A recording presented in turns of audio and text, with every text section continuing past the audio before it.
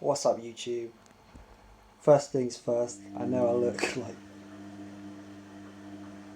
quite bad. Today I look a bit of a mess, but that's fine. So it's day one.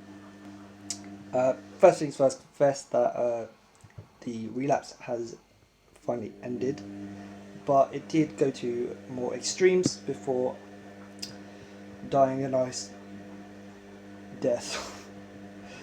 Last night I watched some porn. So it's been a sort of a 3-day escalation of a relapse. Sort of a time period of relapse rather than just relapse. I have indulged a little bit, but what I want to go into firstly is how I kind of got there. So I maybe elaborate on the last video. So I was not edging, not doing anything, but I was getting a lot of pent up energy to the point where I was not edging, but on my mattress. I was kind of, when you're rolling around those nights, I was thrusting a little bit. Fair enough, feeling horny.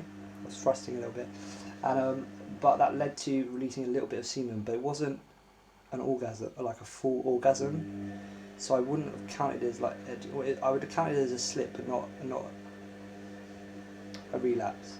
But then what I think's happened is that set off my mammalian programming, and I just wanted to bust them out, as I said in my last video, and then I did do that. But then now, so that would have been like sort of the night before yesterday, and then yesterday that energy was still building up, and people say that after orgasm resisting the urge of orgasm is more difficult, or it does say that in this book, which I'm happy that I've shown now because I wanted to. It's Cupid's Poisonedarrow. Great book. But that's so there's a relapse, and then there's what is it? There was compromise, then there was action, and then there was escalation, which would be last night. Then watching porn and having another full orgasm, but this would be a PMO or a full PMO orgasm. So that's kind of what led up to that. What I think was one of the things that led to that would be, so my 27-day streaks are always up to when it's the full moon. So I just want to put that out there. I really think that the moon does affect our sexual drive, and put that into the Nofap community, that maybe we should be taking more precautions over that time of the full moon, when it's those sort of 3-4 days at the end of the month, because that's a time to take more cold showers, more meditation, maybe have a fast over those 3 days. Anyway, so I've been struggling at that point when I noticed that it's been the full moon. So that's first. I wanted to elaborate more on the actual relapse. Now is day one.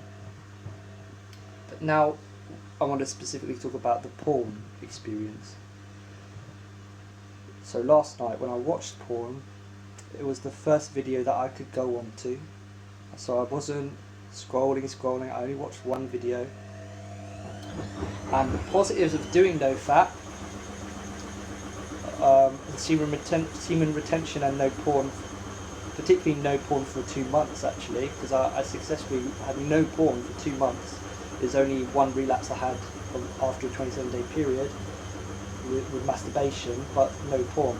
So, but from that, I went into this porn with more awareness. What did I notice?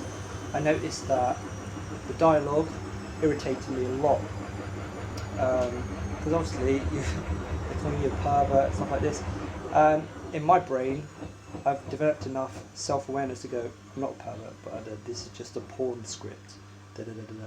But also on the other side, I've chosen to be a bit pervy at this point in time, and acceptance, which I wouldn't normally have back in PMO days. So, okay, I'm not a pervert, I'm being pervy at this moment. That was happening at that time. So I mean, that great increased awareness when you do relapse is a positive of Nofap, and it is a learning curve. Now, the last thing that I wanted to, and particularly that I want to put out there in this video, is that in my last video I stated that there were positive psychic effects of semen retention, as in women messaging you out of the blue in a positive way without you having to do anything, which I disbelieved when I first heard about it. What I want to put out in this video is there is a negative sexuality, psychic influence, The Christian perspective, they might say demons and stuff like that. My belief in that has increased after this experience of negative entities or something, some knowing about what's going on that is outside of our awareness when we're in a P&O addiction, in whatever way you want to call it, whether it's mind control of the illumined ones or whatever, blah blah blah. Why? So, because this was the first video that I watched on the porn site, Pornhub, it was Pornhub, whatever, and the script of it, at one point it said something along the lines of the actress was saying to the person having the sex in the video, which was me, apparently, if I'm to believe the world of porn. Delightful. No, but anyway, said something like, "Oh, I'm so glad you've returned. It's been so long. I've just come to show you what you've been missing. And now in the video, oh fuck it, I'm just gonna say what the video was. So it was just some guy playing video games, and then she comes in, she does the start the deed or whatever with him. But that phrasing, blah blah blah, that she was saying in this video was completely isolated. It had nothing to do with it. I mean, porn scripts are normally bad, but it just struck me. How did my Android phone, because I watched it on my phone, whatever, know that someone would be watching it, the video, who had had a break from porn for so long? Does that make sense?